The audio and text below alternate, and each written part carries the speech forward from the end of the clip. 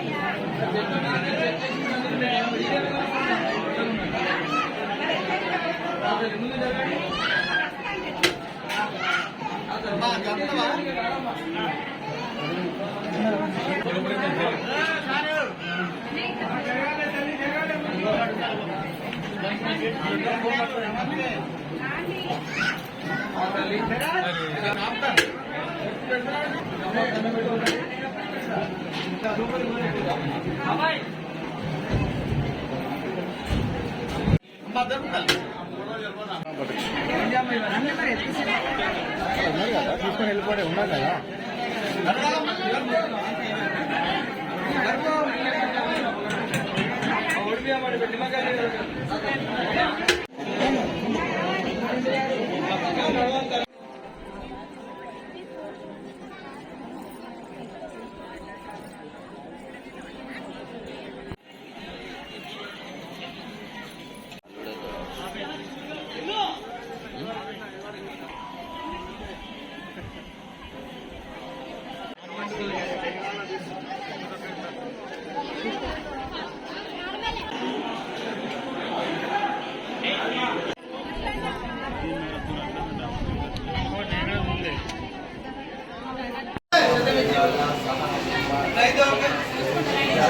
రండి రండి సార్ రండి సార్ నవీన్ ఒకటి పంపనా ఇక్కడ ఆగింది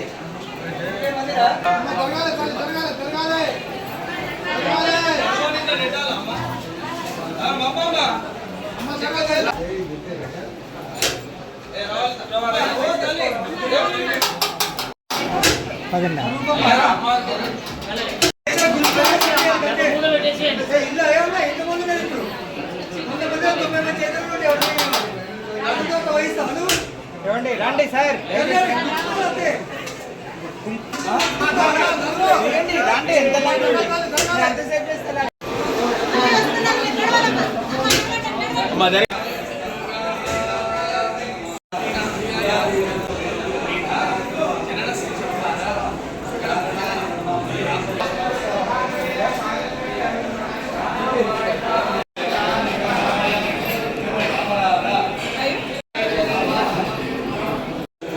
అందరి పనులు పంపించారు ఎవరు పోతున్నారు అందరికీ పోతా ఉన్నారు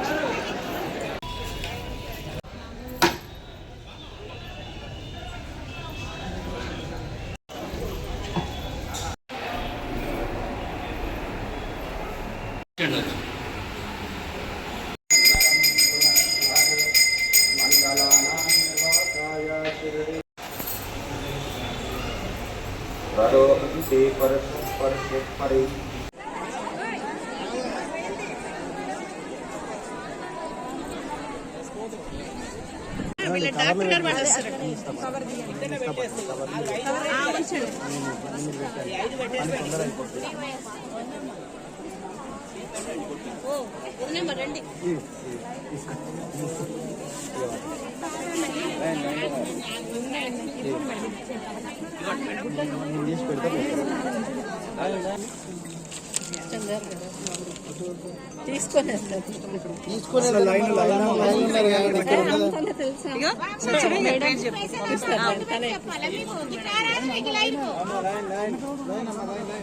మా కోడలు కైలాసగౌరి నోము ఇది వ్రతము అయితే అది దీక్ష పట్టుకొని కొన్ని వారాలుగా ఇంట్లో పసుపు కుంకుమలతోటి అమ్మవారి గౌరీ నోసుకొని అమ్మవారికి పసుపు అర్చన చేసుకొని గౌరీ అష్టోత్తరాన్ని చదువుకొని కొన్ని వారాలుగా ఇలా ఇంట్లో పూజ చేసుకుంటున్నది.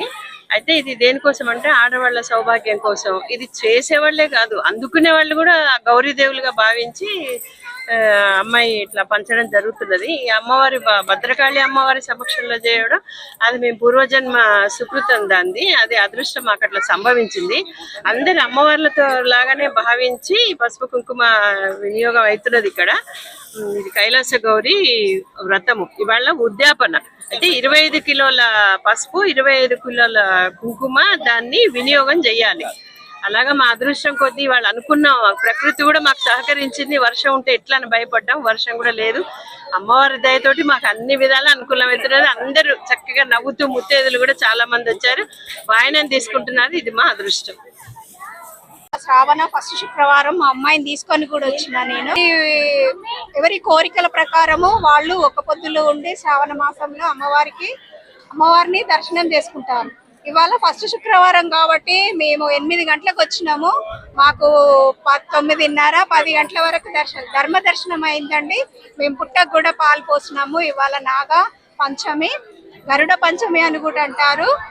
అందుకే అక్కడ కూడా చాలా లైన్ ఉంది. అక్కడ కూడా మేము ఓపిక కొద్దీ లైన్ లో మా పాపని నేను ఇద్దరము లైన్ లో నిలబడి మా అమ్మాయితోని ప్రతి సంవత్సరము మేము నాగ పంచమి రోజు పాలు పోయిస్తా. ఇవాళ కూడా పాలు పోయించాను. అదే అండి భద్రకాళి శరణం. శ్రావణ మాసం శంకరునికి అమ్మవారికి ప్రీతికరమైన మాసం. ఈ మాసంలోనే జగద్గురువు మనకు శ్రీకృష్ణుడు భగవద్గీతను అందించాడు. సమస్త మానవాళికి జీవన విధానం ఎట్లా ఉండాలి, ధర్మాచరణ ఎట్లా ఉండాలి. కాబట్టి కృష్ణాష్టమి కృష్ణపక్షంలో వస్తుంది.